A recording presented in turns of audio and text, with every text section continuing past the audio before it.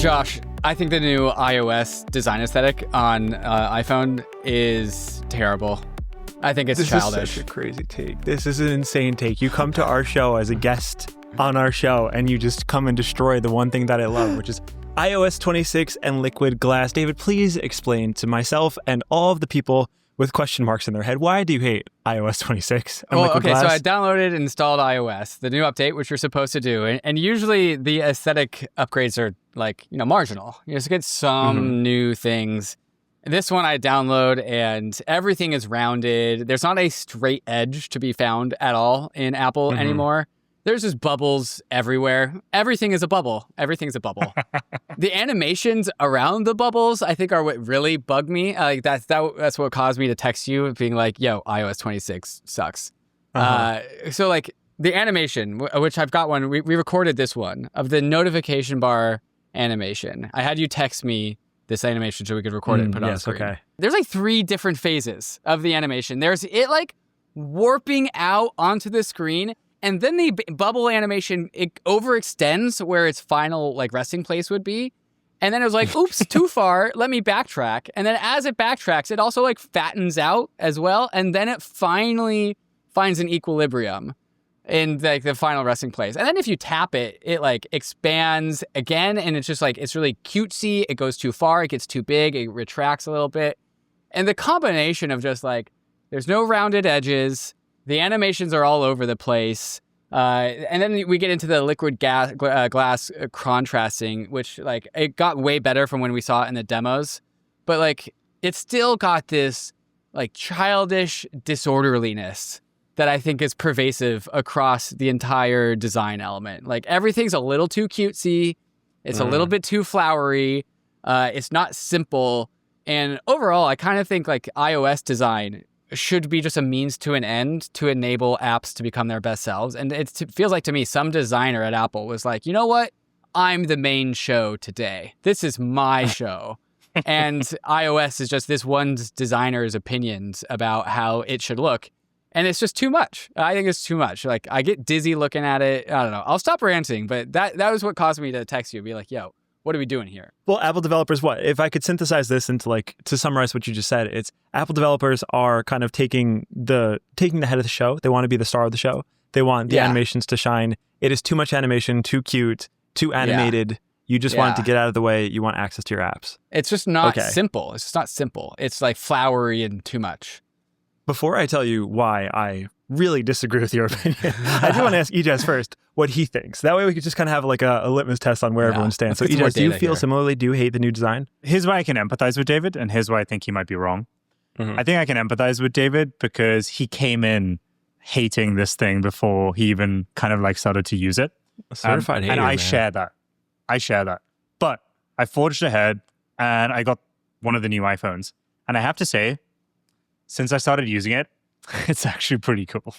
It's actually very intuitive. The phone or the design? The design. The liquid glass that you're referring to. Okay. And I don't really know if I can do a really good job at explaining why, but it's very intuitive and it makes the apps way more engageable. And I don't know whether that's to do with the light refraction or whether the buttons are popping up. Sometimes, David, I agree, it kind of feels like a overly engineered PowerPoint presentation from the 2000s, but overall, I think it's pretty cool.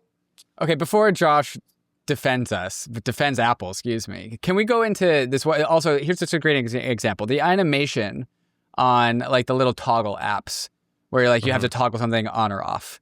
It's just a good example of it's Apple just doing a little bit too much, more than it needs to. Here's an example of a guy who's just toggling airplane mode on or off. The classic toggle. And again, there's 3 phases. It could just switch on and off. But first, this little bubbly thing rises up from the actual screen, and it goes up, and then it goes over, and then it goes down. And I just wanted to turn a toggle to the other side. And it had to do this 3-part animation to do that. And this design choice is pervasive across all iOS. It's just you added so much flourishiness into your design. I don't know, why did you have to do that? Why did you have to make it 3D? Just toggle on and off for me, please. I think it's delightful. Do you not think it's delightful?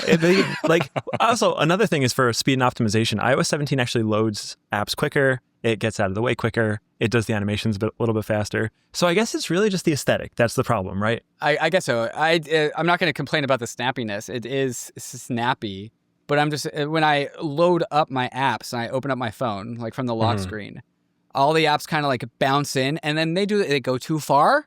They go too far away from you, and then they bounce back after going too far. And like, this could have been snappy. Like, you're making me watch these animations before I can use my phone. Okay, so it is fast though. This does it fast. It just does too much fast. Too much. Okay, so you don't like the aesthetic. That's fine. I think the aesthetic is probably subjective, but there's a reason why. I think to dismantle this argument, I do want to do a bit of a history lesson, because we've been here before, David. People have been just as upset, if not more upset, like you are. They've been waving their pitchforks in the air. They're like, this is terrible. Give us the old thing back. Yeah. This is iOS 7 on screen right now that we're seeing. It is that came out in 2013, I believe. So 12 years ago is when we first got iOS 7. And it was we have a left and right comparison here. iOS 7 is on the right, and iOS 6, I guess, was on the left. Yes. And prior to iOS 7, every operating system that Apple released looked pretty much the same. They updated the app icons a little bit. It was a little bit better. iOS 7 was a total redesign, and it looks like it. I mean, some of the same words, David, that you're using to describe iOS 26, they were using for this. It was very fruity. It was very saturated. It was very animated. I'm now very worried because I'm looking at these two, and I'm like, iOS 7 is better. Way better. But everybody hated it. It was this horrible thing. Like, I cannot believe Johnny Ive did this to us. But the reality was, it was the sign of a shift in terms of where technology was going. Because the thing about iOS 26 is, prior to iOS 7, which uses this thing called flat design, iOS 6 and before it used this thing called skeuomorphism. And this was how basically all of the internet was designed in the early days. And skeuomorphism, for people who are not familiar, during the early days of the internet, there wasn't really a standard design practice for how to design software. So they just kind of copied what the real world looked like. So if we're looking at an example on screen of the early iOS, the Books app on your phone looked just like a bookshelf in real life. And the Compass app on your phone, well, it looks like a compass that you hold in your hand. And even the microphone app just has a picture of a microphone with a record so you can button. Speak into the microphone. Yes, and I think this is really hard for people to understand, but there really weren't these design practices in place on how to represent things in the digital world. You just took the physical representation of it and manifested it in this digital world. And that's why we have a calculator that looks like this. The camera shutter was actually a digital shutter that actually opened and closed. It was totally useless. You did not need to do it, but it was comfortable for humans to use. Yes, exactly. And it was an easy way to transition people into this new thing, which was technology. It felt familiar. iOS 7 was the first time straying from that. And it defined a new world order in which we actually just didn't use skeuomorphism at all. And we created new representations for these physical objects in the digital world. What we're seeing now with iOS 26 and Liquid Glass is another pivot away from that. Granted, this took 12 years, so people got very, very used to flat design. But David, I promise you it's for a good reason. Because a few years ago, 2 years ago now maybe, Apple released their Vision Pro and Vision OS, which is their... 2 years ago? Wow. I think it's moving quick, man. Yeah. So they released it, and basically what it is it's these VR goggles. And if you haven't seen it, highly recommend going to the Apple Store and getting a demo. It's incredible. And what we're seeing on screen here is how you interact with it. And what you'll notice is a lot of the design elements that were featured in version 1 of Vision OS, which came out prior to iOS 26, is a lot of this three-dimensional liquid glass looking thing. It's meant for you to, so you might be seeing where I'm going We're here. trying to bend the design elements into the fabric of our environment because we are going into this AR world. Exactly. Yes. So if you'll remember, just last week, Meta had this really cool announcement of their AR glasses, or not AR glasses, but spatial glasses that are eventually going to become AR.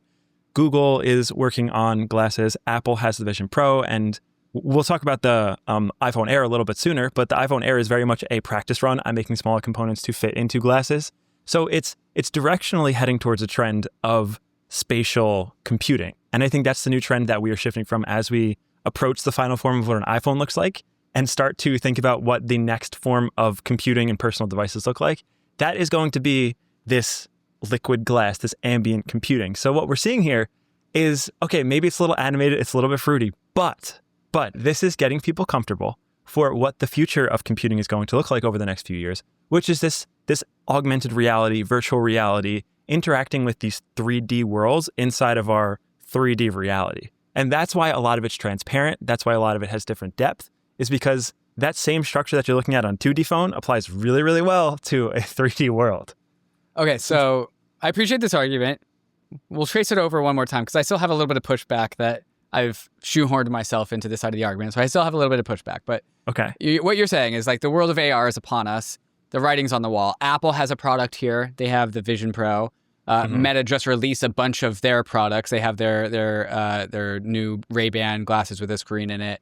Like, we know that this future is here. And so what do we need to do? We need to start elevating our notification bubbles, our app windows to really have a 3-dimensional capacity, even when they are on the old device being our phones.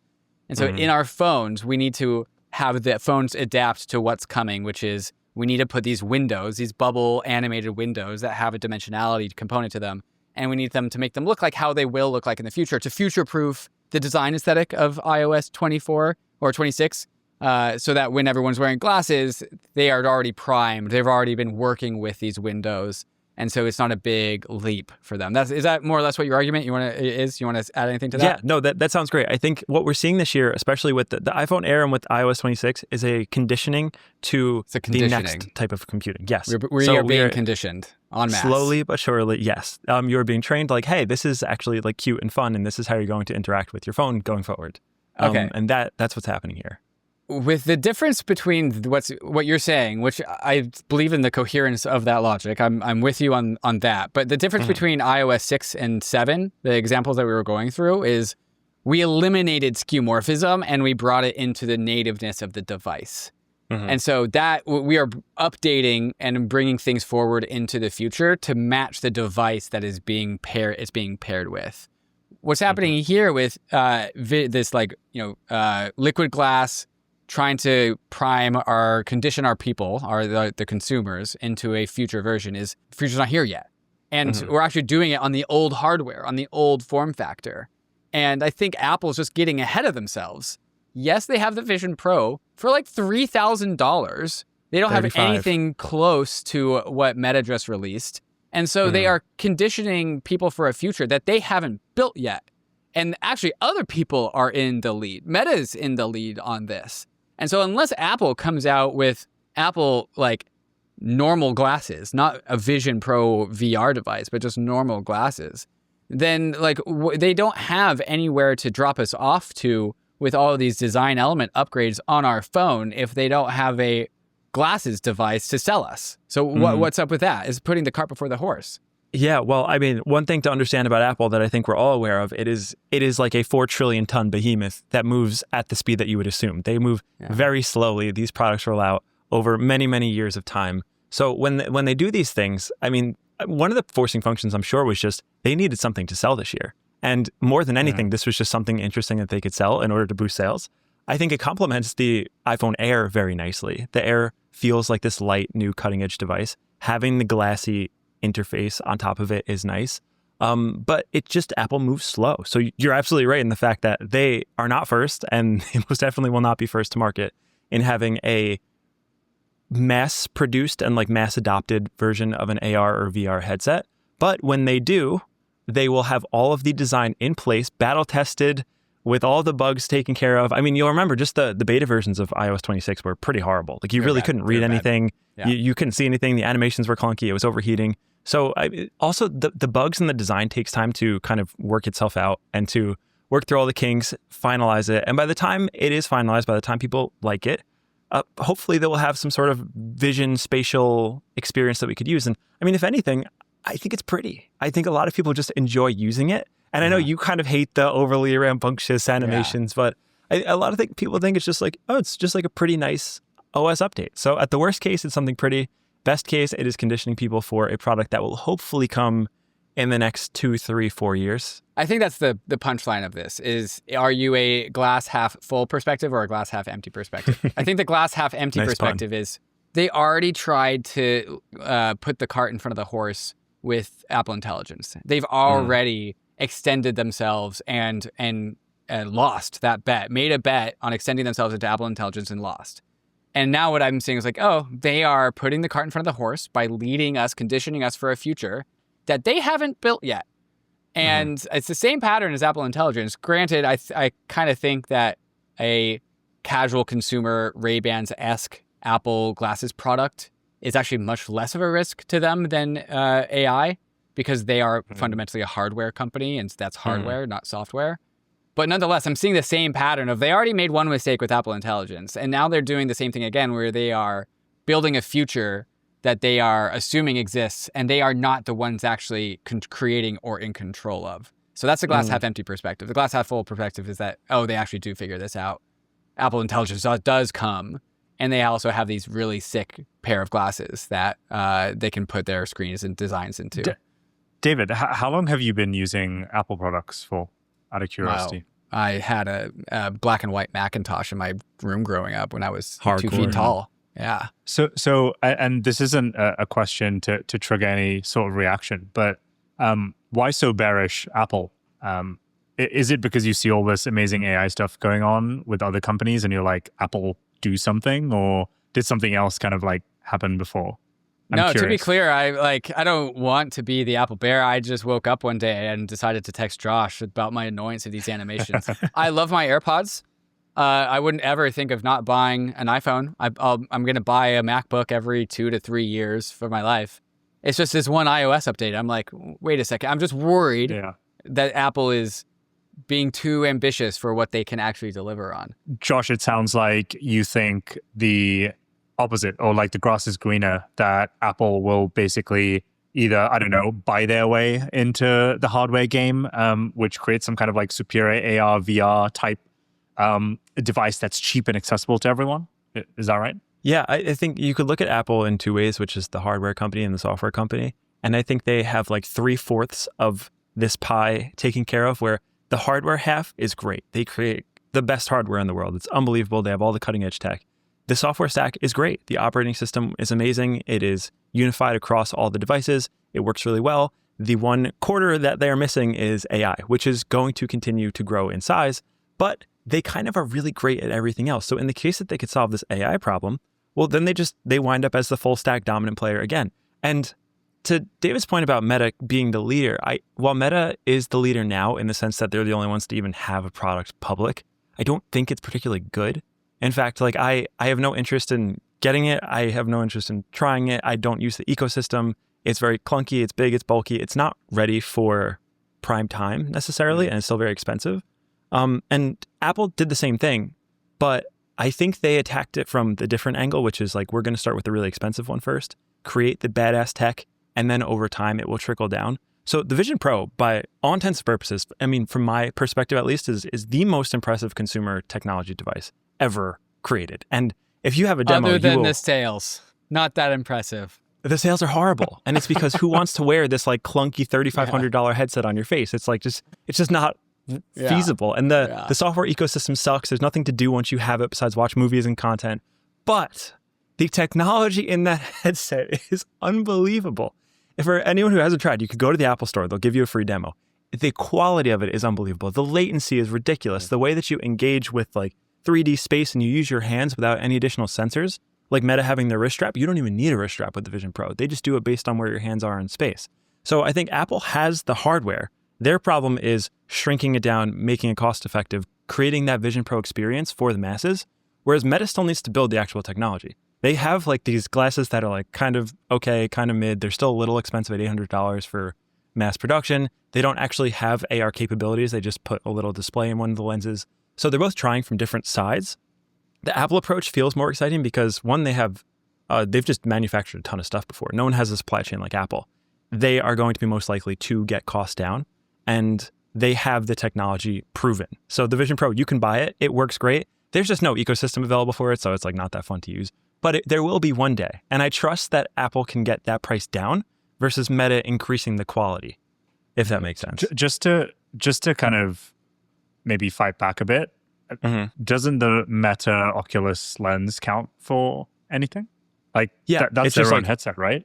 Yeah, it just kind of like stinks relative to the Vision Pro. The quality isn't good. The latency is much worse. It requires like hand controllers to use. Yeah. All It's also a those things third are of the taken care of. cost. So it's in a different consumer rank. Yeah, and it goes to show again, I mean, the different approaches they're taking, where the third of the cost is it's the Quest, I believe, the Meta Quest 3, which is not as good, but it's more cost effective, and they haven't proven they have all the technology, but they're much closer to the cost goal than Apple. So they're just kind of coming at it from like Apple's from expensive, Meta's from the very cheap side, and it's kind of a fight to see who can get to, like we mentioned on the show yesterday, the Pareto frontier, the trade-offs between cost, efficiency, power, and actual user experience. I do like what you said, Josh, about the iPhone Air being the test bed for Apple to really compress a lot of hardware into a very small design space. And so maybe they're using the Apple Air to do exactly that, like make a very small form factor, put a ton of technology, high power technology in there, and really optimize the space.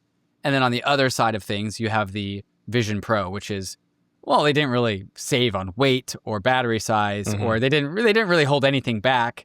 And so it's a heavy, clunky thing with not a lot of things to do, but it is truly the best possible technology you could ever put into that form factor. And so they're doing high power tech on one side and then constrained size tech on the other. And maybe we look back in 5-10 years, be like, oh, both of these things were Apple just testing in production exactly how to get to the final form factor, which is just a normal looking pair of glasses that we figured out how to really compress some high-powered hardware into, so that we have the combination of AR, VR in a relatively normal-looking pair of sunglasses. Yeah, I think that's absolutely right. I would view the Vision Pro as kind of like a dev kit. Developers release dev kits for people to start building experiences on, just to start seeding the ecosystem and showing what they can do, even knowing that it's not going to sell very well. And then Ijaz, you have the iPhone Air, right? You have it on you right now. You see how impressive this thing. Yeah, tiny. Look at this thing. And so one thing to note about this phone that's really impressive is all of the compute in that phone, it fits on the little plateau. That is where that camera bump is. And everything beneath that is battery. The brain is only in the plateau? So the brain, right here, the computer, the camera, the speaker, the sensors like the gyroscopes, it's all stored up in that little plateau. And the remainder of the phone is battery. In fact, battery and screen, right? Battery and screen. In fact, there's not even a bottom-facing speaker. So the only speaker is actually in the top earpiece because the whole bottom section of it is just battery. So like you mentioned, David, I mean, they are just hyper-compressing technology into the smallest space, and the rest of it's just for battery, just to power the damn thing. So if you do merge the compute power of the iPhone Air, which is already like an order of magnitude better than the Vision Pro, and you can shrink that into the size of glasses with the functionality of a Vision Pro, that is like the sickest product ever. And that is where liquid glass will be like really freaking cool. Well, Josh, I'm going to reserve my judgment about liquid glass that it does suck. Okay. All right. Until the glasses come, which will make the design elements unsuck. I hope you have a lot of patience. So when the glasses come, it unsucks iOS 26. But until then, iOS 26 sucks. Are we all in agreement that it's probably going to be glasses that Apple release? You seem pretty confident about this, Josh. I'm kind of surprised. You think it's going to be glasses? Yeah, I think so. I think it makes sense. What exact form the glasses take is unknown, but shrinking the Vision Pro seems like the logical next step. And I'm sure it will be a Vision Pro Mini and then something a step smaller and then eventually the glasses. Vision Air. Yeah, Vision Air, whatever it may be. Like again, these things take a long time. They're incremental steps, but I think the Vision Pro is a signal that they're going all in on this type of form factor, and they've put a lot of resources into developing the operating system and the experiences that you have with it. And there will be some sort of spatial computing element to Apple that will have to complement the iPhone. And I very much think glasses will be that thing, in addition to a suite of other things. I mean, we talk about ambient computing a lot. There's rumors that they're going to build a tabletop device with a little tablet on it that can actually rotate and follow you with the camera, and it'll have this ambient noise capture with the microphones to presumably train a model or allow you to engage with a model. So they're probably going to wind up at the same conclusion that OpenAI did, which is the next frontier of iPhone-level devices isn't actually an iPhone. It's just a suite of devices that all complement each other through a singular AI experience. I imagine glasses is a part of it. The iPhone will be a part of it. We'll probably get more in-home devices that will complement that when you're on the go. And that's probably it. But I feel very confident in saying Apple is going to absolutely make some kick-ass glasses. When they come, I don't know. Will it be this decade? I don't know. But eventually they will, and I presume it will be very good. It would be pretty cool if Apple ended up disrupting itself with a tabletop device that you leave at home. So you take your glasses off at the door, you take your AirPods off out the door, but you still have like access to a smartphone because it's in your home monitoring you. So you can ask it questions and it knows everything about you. And then when you leave, you put on your AirPods, you put on your glasses, and that's your new smartphone out and about. And you never actually have a smartphone anymore. You just have like a suite of devices that all kind of compose together to give you the experience that you want. And Apple just unbundled its own iPhone to sell you 3 different products for 3 different contexts that all do get out of your way, so we never have to pull open our phone out of our pockets and look at a screen anymore. Yeah, that sounds right. And also they demoed this with the Vision Pro, where I actually don't think you'll take your glasses off when you come home. They'll get most interesting when you come home, because a lot of the examples that they showed with the Vision Pro is you could put widgets of things up on your walls. You could customize your space. So your home can be watch your TV, home. You put on glasses. Yes, but then you put on your glasses and your home becomes a virtually enhanced home where you have a 100-inch screen on one wall and you have pictures of your friends on the other wall, and your computer so is the just boys kind of can buy an apartment and a bed, and we don't need any other furniture. Yeah, we just put on our glasses. That's no what we're getting furniture in the home. I don't Virtual know how furniture. that's the first place that David goes. Well, it works for me because I really don't decorate my apartment. So I will be user number 1. In fact, I'll have a second pair of glasses to hand to whatever guest comes over, so it looks like I have some furniture in my place. Josh already has the AR background on his camera. This isn't even Apple's real. already priming him. We didn't even realize that. I'm ready. I'm conditioned. I need them to drop the device immediately. So I hope we do. I hope we get something soon. But unlikely. All right. I'll reserve further judgment until I get my hand on Apple glasses. In the meantime, I ordered my Meta Oakleys for all my adventures. So until Apple can sell me a product, I'm on Team Meta. Okay. Well, I'm excited to hear the review, because I have this very strongly held conviction that after about 2, maybe 4 weeks, they'll sit on the shelf and never be used again. Just because it's a glorified action camera. It's like a GoPro. David, how many GoPros do you have? 2. Okay. That's And not when too I bad. put them on my helmet when I'm climbing, I look like a goddamn dork because I have this like 6-inch camera sticking off the top of my helmet. So yes, I have the first person view of me climbing, but whenever somebody takes a photo of me, I look like a fucking square. And so that's why I bought the Meta Oakleys. It's like, just put them in the sunglasses. So you may actually be a prime user for that. I think EJAZ may be. EJAZ, you don't do too many action sports, do you? Like crazy climbing or anything where you would use that. So maybe EJAZ's glasses will start collecting dust after the first month. We'll see. That's the thesis, at least. I'm still going to buy them. I'm going to be the first one to put in an order on the 30th. Comes out 7 days, boys. All right, fam, I consider this topic sufficiently sussed out. Thanks for inviting me on the show today. Appreciate it. You guys are kicking ass. Thank you for joining. Very Very much appreciated. I look forward to having you back on again to prove you wrong. Or maybe just talk about your glasses when they come. I think the next episode, maybe, when you and EJAZ both get your glasses, you can play the reverse Uno card, and you could tell me why they're so good and why I'm missing out on the best new tech ever. Yeah. That could be a fun episode. It's going to be POV from our perspective. David and I are going to come on looking like total dorks. David with the Ray-Bans. Yeah, you could sit there and record each other as you're filming. So you just look at each other, and we'll just stream your video feed straight from the glasses. It's perfect. That'd be kind of cool. Okay, well, Cheers, thank guys. you for joining. Thank you, everyone, for watching. Very much appreciated. Don't forget to share this with a friend who also feels the way David does, so you can be like, I told you so. Prove them wrong. Liquid Glass rocks. We're a big fan here on the show. But anyways, thank you for watching. Please don't forget to like, share, subscribe, all of the good things. David, do you want to sign us off? Can you be like the guest sign off?